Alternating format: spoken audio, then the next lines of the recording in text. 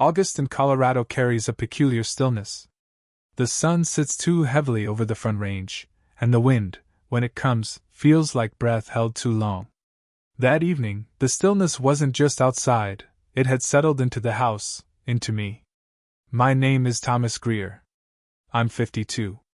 I own a mid-sized engineering consultancy in Boulder, mostly municipal contracts, bridge assessments, the occasional wildfire recovery project. I've been married to Evelyn for 19 years. We have 3 kids, Jonathan, 17, Lily, 14, and Mason, 9.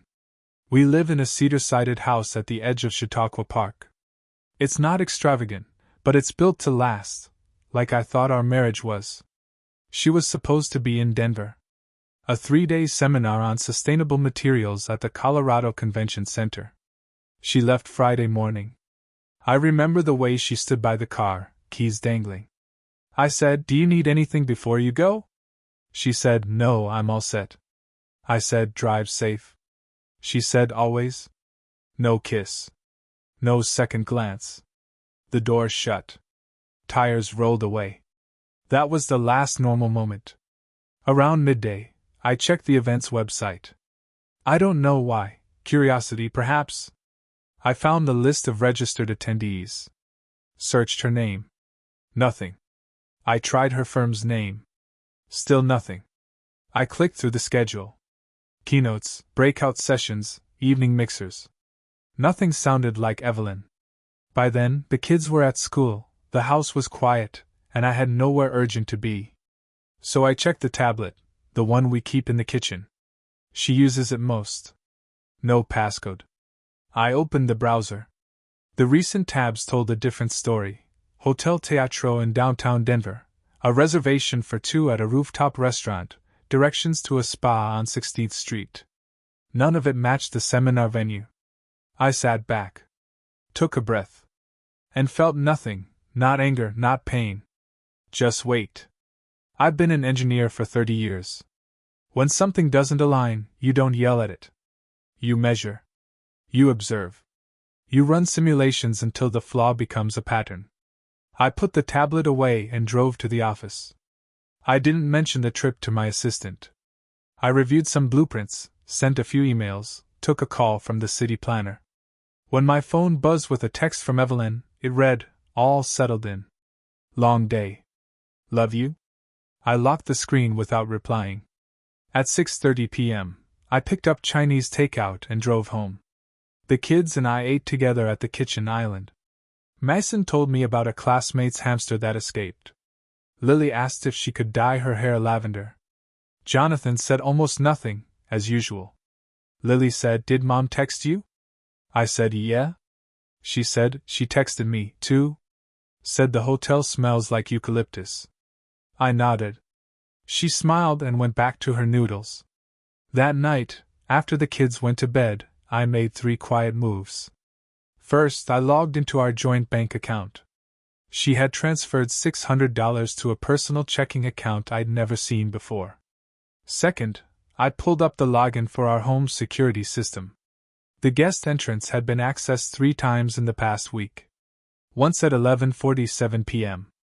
Third, I changed the password on our main Wi-Fi network and created a guest one, just to see if anyone would ask for the new login. Then I made tea and sat on the back porch, staring at the ridge. In war zones, and I visited a few as a contractor, the first shot rarely comes when you expect it. It's the quiet before that teaches you most. Where the silence gathers. Where things stop making sense. Where patterns bend. I didn't sleep that night. Just waited. At 2:14 a.m., my phone lit up. I didn't even flinch. Some calls come after bedtime. Others come after the marriage is already over. At 2:14 a.m., my phone lit up. I didn't move at first. Just stared at the screen. Her name. Her timing. I let it ring through once, twice. Then it stopped. 30 seconds later, another message. She said, "Are you awake? Just thinking about you. Hotel's a little noisy. Can't sleep." I set the phone face down on the nightstand. Stood up. Walked to the kitchen in the dark. There's a silence that doesn't mean calm. It means watchfulness. That kind of silence had filled our home long before this moment. I poured a glass of water and stared at the cabinet doors across from me. Smooth, flawless, maple. I'd built them myself 8 years ago. They hadn't aged. Not like we had. That morning, I was the first to rise. I made coffee. Packed lunches. Woke the kids one by one. Nothing out of the ordinary. Lily asked, "Did Mom text you?" I answered, "Around 2. She said, she sent me a heart emoji. And a picture of her feet on the hotel bed." I nodded. Jonathan didn't look up from his cereal. Mason spilled juice, again. Some things never changed. After drop-offs, I drove to the office, sat at my desk, and sent a single message to a contact I hadn't used in years. His name was Michael Trammell, former digital forensics tech turned discreet private operator. We'd worked together on a security breach for the Boulder Civic Center 5 years ago. I knew he kept things quiet. I also knew he didn't ask questions. I typed, "Need surveillance. Denver. 2 nights. Hotel Teatro. 1 subject. Discretion essential." The reply came 5 minutes later. He said, "What's the name?" I typed, "Evelyn Greer." He said, "Understood. Consider it done." The next hours passed slowly. I reviewed a bridge stability report. Signed off on 2 concrete mix evaluations. I took no phone calls. I didn't check social media. I simply waited. At 2:16 p.m., I received a message from Michael. He said, "She's not registered under Greer. But there's an E. Weller in room 410. Checked in yesterday.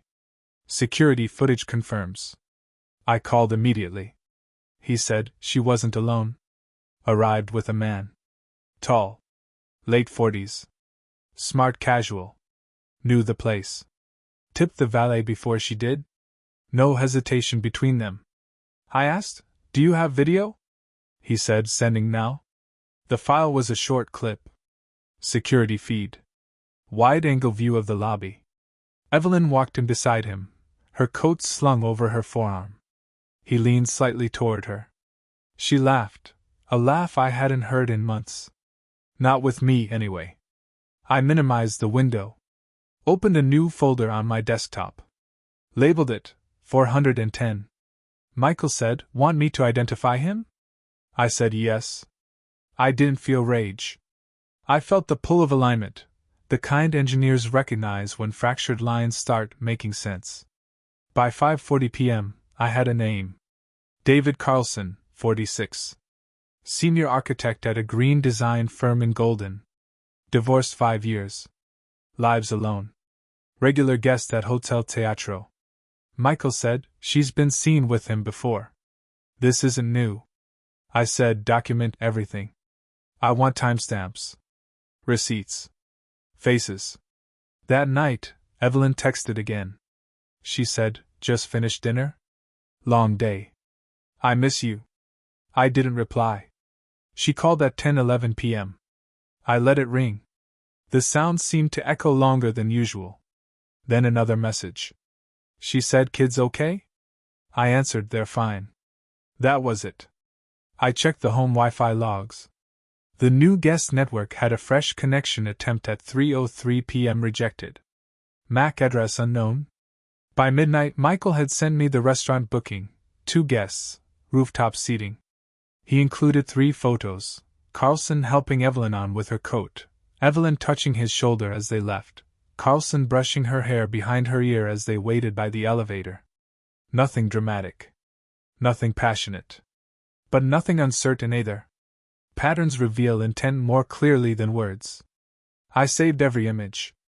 Renamed each with the time and date. I placed them into the folder without hesitation. Back in the kitchen, I poured myself a second glass of water. The faucet creaked. The dog's collar jingled from the next room. The refrigerator hummed its usual tune. There's something sacred about documentation. It doesn't shout. It doesn't accuse. It simply holds up a mirror. I opened the bottom drawer of my desk and pulled out a legal pad. Wrote a single word across the top, inventory. Underneath it, I made a list. Account movements. Security footage.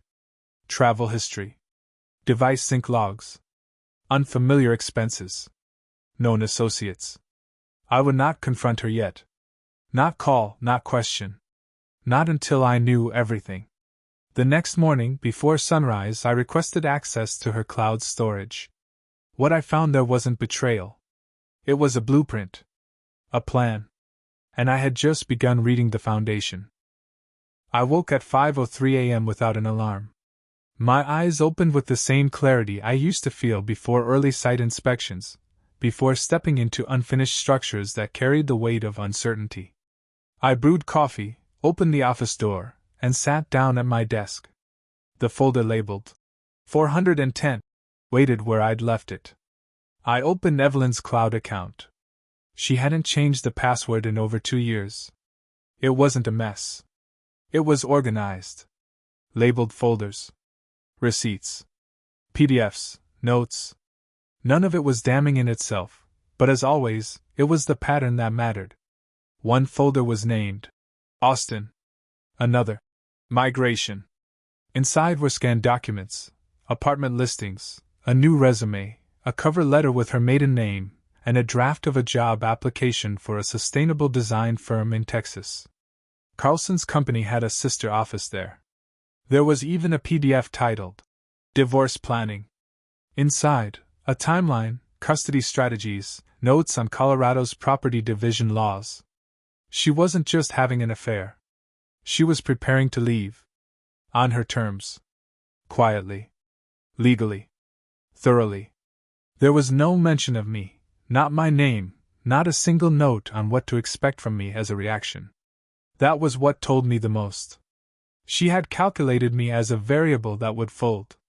At 6:11 a.m., I took the dog for a walk before the kids woke up. Mason joined me halfway down the block, shoelaces untied. He said, "You're up early again." I said, "Lot on my mind." He didn't press. Just matched my pace down the street. We passed the neighbors' houses, the same ones Evelyn used to comment on, the Peabody's red shutters, the Thompsons' crooked mailbox. She hadn't mentioned any of those details in months. Small silences are often the loudest. Later that morning, I drafted a list of financial holdings. Our joint accounts. Her separate account I had found through the transfer history. I contacted a quiet financial investigator I'd once used to vet subcontractors. No paperwork. Just a name and a phone call. He said, "How fast do you need it?" I said, 3 days. He said, "Done." That evening, Evelyn texted again. She said, "Thinking of driving home early tomorrow? Want to surprise the kids?" I answered they'd like that. She said, "And you?" I didn't reply. Instead, I began drafting my own document, a simple, unassuming letter that would serve a very different purpose than hers. I called it Exit Conditions. In it, I wrote what I was willing to concede, what I would protect, and what I would not tolerate. I listed the children's routines, schooling, their emotional anchors, things she had not once mentioned in her own planning documents. At 9:48 p.m., Michael sent me a short clip. Hotel hallway. Carlson kissed her forehead outside the elevator. She looked tired but content. They didn't speak. That was the detail that stayed with me, that level of comfort. It didn't come from passion. It came from planning. I saved the video. Jonathan walked into the kitchen around 10:10, still dressed, his laptop under his arm. He said, "Can't sleep." I said, "Join me." He poured a glass of water, leaned against the counter.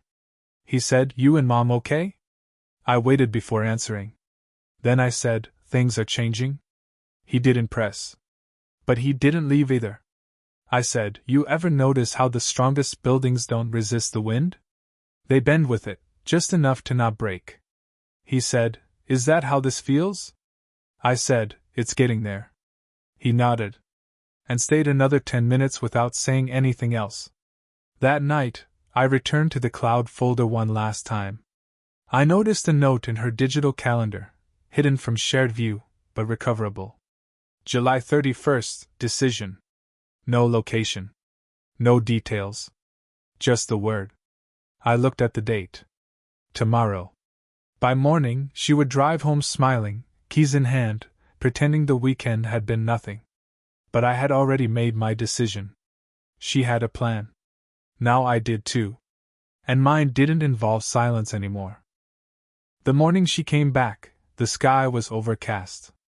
Low clouds hung above the flatirons, the kind that don't bring rain but dull everything beneath them. I stood in the driveway, coffee in hand, watching the wind play with the neighbor's flag. It wasn't even 7:30. At 8:42, I heard her tires on the gravel. I didn't move. The white Lexus rolled into the driveway like it always had, like nothing had shifted underneath it. She stepped out wearing jeans, sneakers, and a navy jacket I didn't recognize. She said, "You're up early?" I answered, "Always am." She smiled, but it was measured, like she wasn't sure how much warmth to show. She said, "The seminar was long? Denver traffic is worse than ever." I said, "Kids will be glad to see you." She paused, looked at me like she wanted to say more, then walked past me into the house. I didn't ask anything. I didn't check her bags. I let her move through the morning like she always had. Familiar paths. Familiar rhythm. But everything had changed. That evening, while she unpacked, I took the kids out for dinner, just burgers and milkshakes downtown. They talked more than usual. Mason spilled ketchup on his shirt. Lily laughed too loudly. Jonathan stayed quiet, eyes flicking between me and the others. He said, "You okay?" I answered, "I will be." When we came back, Evelyn was in the study, pretending to read. A fire she had lit flickered on the screensaver. She looked up briefly but didn't speak. I said, "We should talk tomorrow." She said, "Sure." "What about?"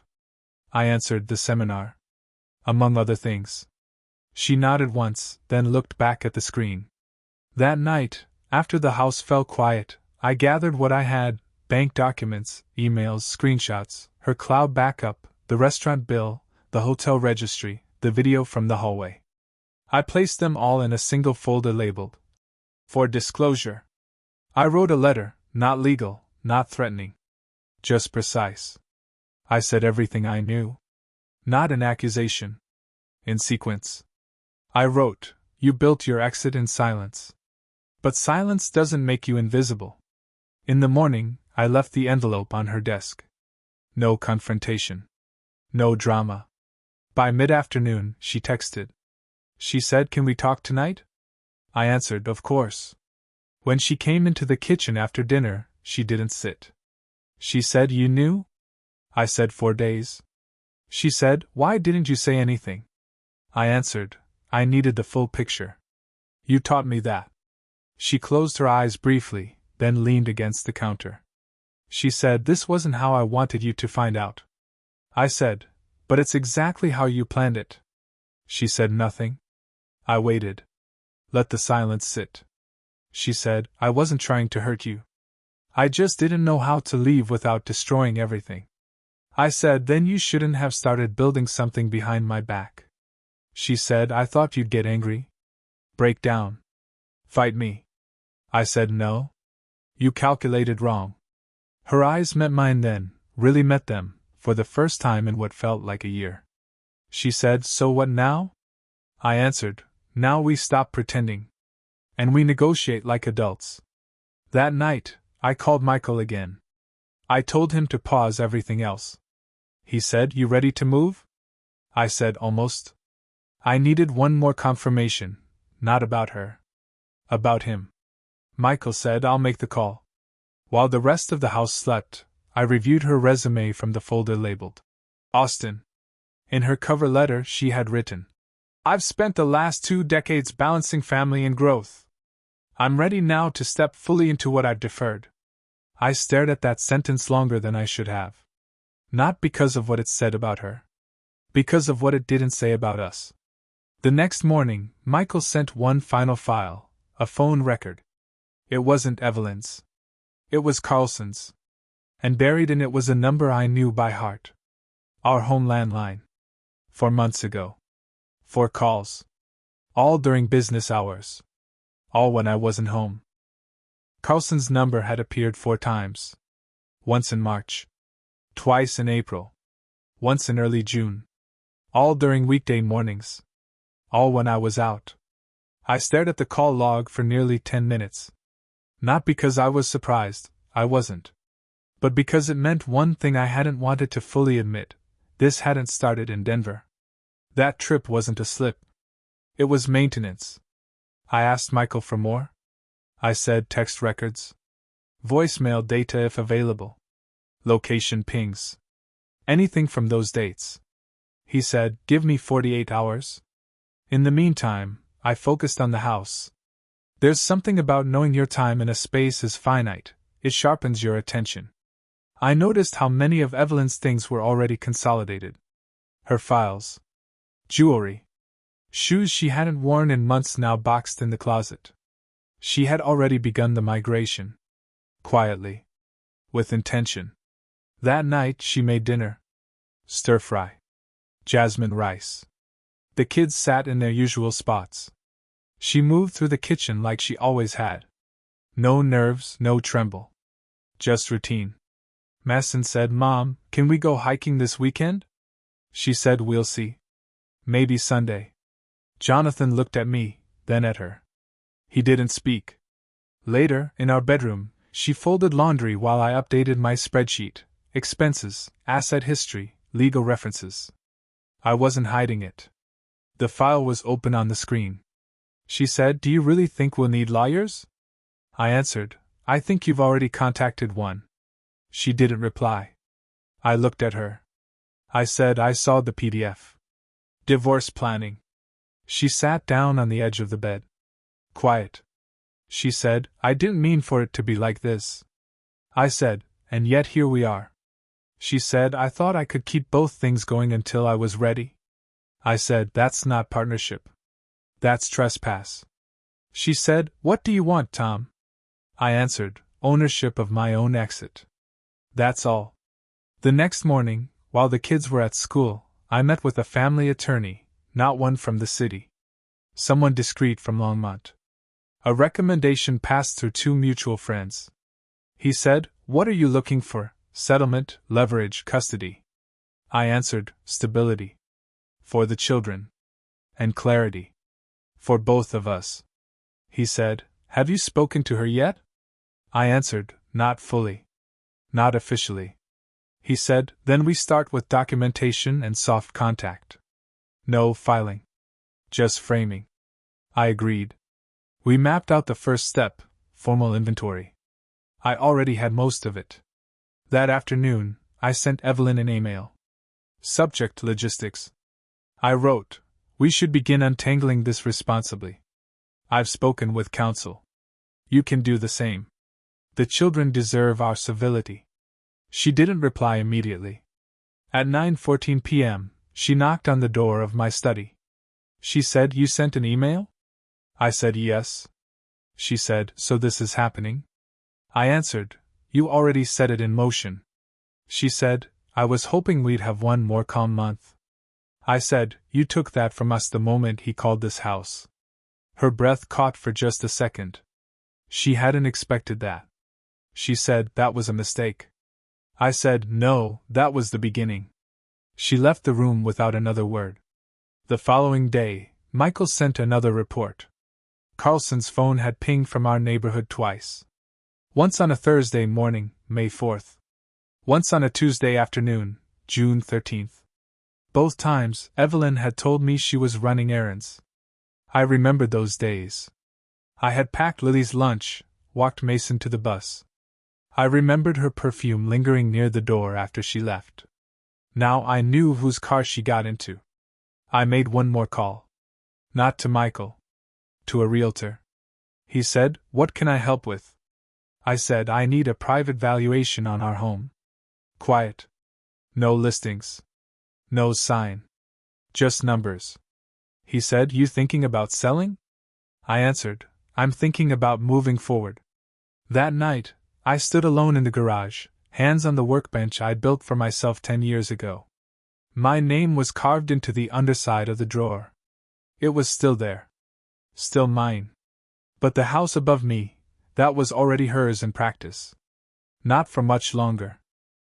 The garage was cold that morning. Not by temperature, by absence. I stood at the workbench, my fingers brushing the drawer where I'd carved my initials a decade ago. It used to be mine alone, the tools, the space, the silence. Now, even the silence felt borrowed. The realtor's report came in at 9:37 a.m.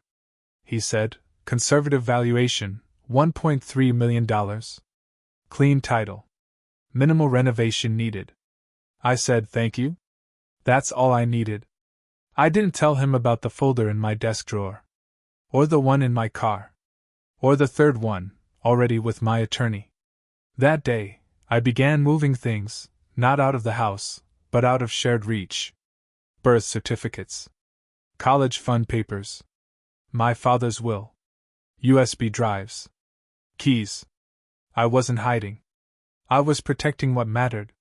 When Evelyn returned from errands around noon, she didn't ask what I was doing. She looked at the half-empty safe in the closet and said nothing. That evening I made dinner. Just for the kids. Spaghetti, garlic bread, sliced apples. She said, "Not hungry?" I said, "Not tonight." She watched from the doorway as we ate. She didn't join us. Jonathan noticed. He said, "Are you guys okay?" I answered, "We're being honest. That's more important than okay." Later, when the kids were asleep, she stepped into the study again. She said, "I've scheduled a consultation with a mediator." I said, "Good." She said, "I want this to be fair." I said, "That depends on your definition." She sat down, not across from me, beside. As if that meant anything now. She said, "We can divide the house, custody assets. We don't have to destroy each other." I said, "No. We don't. But we will finish this completely." She said, "You're different now?" I said, "You're only just noticing." The next day, I spoke to the school counselor. Not to alarm them, just to establish presence. To ensure my name was in the right boxes. To let them know I was watching for impact. She said, "We've seen some changes in Lily's mood." I said, "I'm aware. We're addressing it." I spent that afternoon in silence, walking the perimeter of the house. Not for nostalgia. For measurement. Space, distance, potential separation lines. What could be taken? What couldn't? Evelyn spent the evening on a Zoom call. She said it was with a colleague. I didn't ask. I didn't need to. The next morning, I made a decision. I called Carlson. He answered after 3 rings. He said, "Hello?" I said, "This is Thomas Greer." Pause. He said, "I don't think." I said, "Don't speak. Just listen." He said nothing. I said, "You've crossed into my house. My family. You've made calls I didn't authorize. Appearances I didn't permit. I won't threaten you. I won't sue you. But I will ensure your name becomes part of the record. Quietly. Permanently." He said, "I didn't." I said, "Stop. I'm not here for a confession. I'm here to end ambiguity." Silence. I said, "Stay out. Stay quiet. Stay gone." Then I ended the call. No yelling. No threats. Just gravity. That night, Evelyn didn't speak. She moved through the house like a guest. A guest overstaying her welcome. I didn't follow. I didn't push. I just kept writing. Inventory. Expenses. Custody outlines. Communication plans. 1 page at a time. At midnight, she stood in the doorway of the bedroom. She said only 4 words. "Do you still love me?" I didn't answer. Not because I didn't know, but because what I felt now wasn't love. It was exit velocity. The morning after she asked me if I still loved her, the house felt weightless. Not peaceful, vacant. Like the moment just before a structure is demolished. Still standing. Already gone. She didn't ask the question again. I didn't offer an answer. That day, I finalized everything. The revised parenting schedule. The asset separation draft. The bank closure notifications. All lined up in labeled folders. I booked an appointment with a notary, notified my attorney, and prepared the preliminary filings. I had slept on the couch for 3 nights. Not because I was banished, but because I had already left in everything but body. She came to the kitchen around 10 a.m., barefoot, quiet. She said, "I want to be clear about one thing. I didn't start this to hurt you." I answered, "But you did. Because you thought I wouldn't act." She said, "You were always the calm one." I said, "Calm isn't the same as passive." She said, "You've been gathering, haven't you?" I said, "I don't bluff." That afternoon, I picked up Jonathan from school. We drove in silence until he asked. He said, "Are you guys divorcing?" I said, "Yes." He said, "Okay." Then, he said, "Are we going to move?" I said, "Not right now. But things will change. Slowly. Clearly." He said nothing else. When we got home, Evelyn was in the backyard. She didn't look up when we passed. That night, I handed her a letter, not legal. Personal. I wrote, "You are not my enemy. But you forfeited the right to plan this alone. What we built deserved more than a secret dismantling." She read it in silence. No response. I didn't expect one. The next morning, we met with the mediator. He said, "Have both parties reviewed the preliminary division?" I answered, "I have." She said, "I have too." He said, "Any immediate objections?" She said, "Not at this time." I said, "Then we proceed." The session was clinical, precise. I kept my voice level.